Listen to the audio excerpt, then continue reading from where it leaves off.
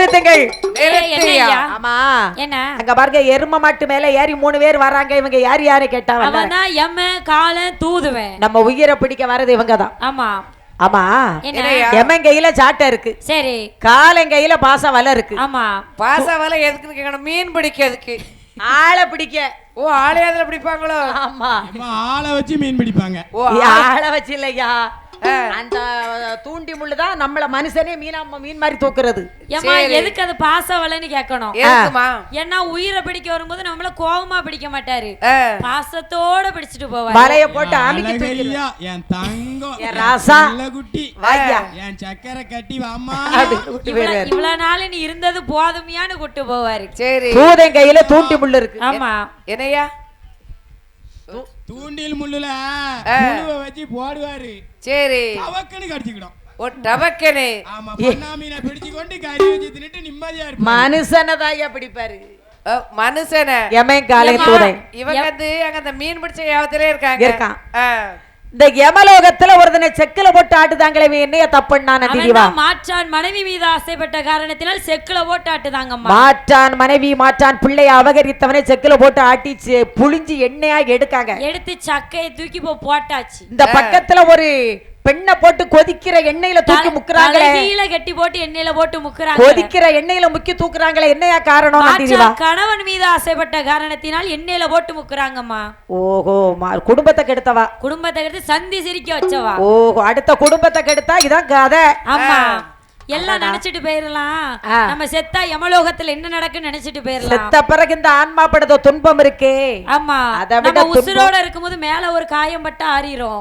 செத்ததுக்கு பிறகு ஆன்மா படுத்த துன்பம் இருக்கு பாருங்க, அதான் பெரிய கொடுமை. சரி, நம்ம நினைப்போம் செய்யற தவறு நம்ம 2 பேருக்கு மட்டும்தான் தெரியும். ஆமா அப்படின்னு. சரி, அவனவன் செய்த பாவம் புண்ணியம் அவன் தலைக்கு மேல, ஆண்களா இருந்தாலும் பெண்களா இருந்தாலும் ஒரு சாணுக்கள தான் இருக்கு. சரி, கண்ணு உள்ள போதே கொதிக்க எண்ணெயில தூக்கி முக்கி பொரிச்சு எடுத்துருவாரு. எதற்காக தலைக்கு மேல இருக்குன்னு கேட்கணும். கடவுளை நம்பி இப்படி தலையில கைய தூக்கிட்டோம்னா நம்ம மேல உளாது.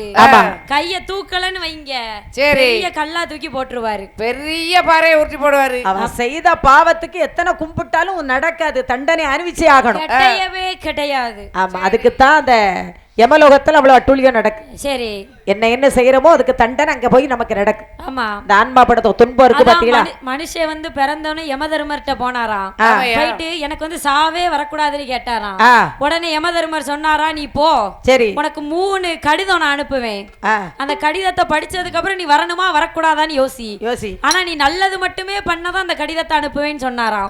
இவன் போய் நல்லது மட்டுமே பண்ணிருக்கான். 50 வயசு ஆயிருக்கு, 60 வயசு ஆயிருக்கு. இன்னும் நமக்கு ஒரு கடிதம் கூட வரலையே நினைச்சிருக்கான். அப்படியே முடியெல்லாம் நிறைச்சிருக்கு, தோல் எல்லாம் சுருங்கி இருக்கு. முடி நிறைச்சா டை அடிக்க வேண்டியதானே? அது உங்க காலத்துல டை அடிங்கம்மா. முடியெல்லாம் நிறைச்சிருக்கு, தோல் எல்லாம் சுருங்கி இருக்கு. சரி, நம்ம இவ்வளவு நல்லது பண்ணிருக்கோம், ஒரு கடிதம் அனுப்பலி யமதர்மரு. இனிமே நம்ம தீயதை பண்ணுவோம், தீயதை பண்ணானா. சரி, அப்படி தீயதை பண்ணும்போது பள்ளி எல்லாம் உளுந்துதான். உடனே அவன் கடைசி காலம் வரும்போது 100 வயசு வரும்போது இறந்துட்டானா. சரி, இறந்துட்டு நேரா யமதர்மர்கிட்ட போய் நான் உங்களோட சாகாத வரம் கேட்டேன், எனக்கு 3 கடிதம் அனுப்பேன்னு சொன்ன அனுப்பினீரான்னு கேட்டாராம். உடனே அவர் சொன்னாதான், 3 கடிதம் உனக்கு நான் அனுப்புனேன், நீ தான் கண்டுக்கிடல.